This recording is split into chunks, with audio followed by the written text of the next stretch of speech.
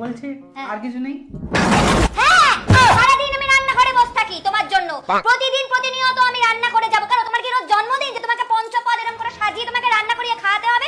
অফিসে যাচ্ছ মানুষ হালকা মাছের ঝোল ভাত খেয়ে যাও তা নয়। ভাত দিলাম, মাংস দিলাম, ঘি দিলাম, ইলিশ দিলাম, তাতেও তোমার পোষাচ্ছে না। আমি এত এত রান্না করব তো বাকি কাজগুলো করব না? তোমার পিছনে যদি 24 ঘন্টা চলে তাহলে ছেলের পিছনে কে খাটবে গো? ছেলেকে স্কুল দেওয়া থাকে, সকালবেলা খাওয়ানো থাকে, সব জায়গায় পৌঁছানো, সবকিছু মা একা করবে। আর বাপ কি করবে? এটা নেই ওটা নেই, সেটা খাবো ওটা খাবো, সারাক্ষণ খাই খাই খাই খাই লাগিয়ে রেখেছে। কোনোদিনও মনে হয়েছে যে বিকেলবেলা অফিস থেকে ফেরার পথে আমি একটু সিঙ্গারা নিয়ে আসি, একটু চপ নিয়ে আসি? কোনোদিন তো না। সব বউ করবে, বউ খাটবে। যদি মনে করি বিকেলবেলা কিছু খাবো, নিজেকে নিজে চাউ বানিয়ে খাওয়াতে হয়। কারণ তুমি কোনোদিন একটা পেরেছো চিকেন চাউমিন কিনে আনতে? ভুল হয়ে গেছে। এসি একবারে। বলছি শোনো না, কি? এখানে আসো। কি বলো? বলছি কি রাগ করনি তো? না, রাগ করিনি, বলো। বলছি আর কিছু নেই?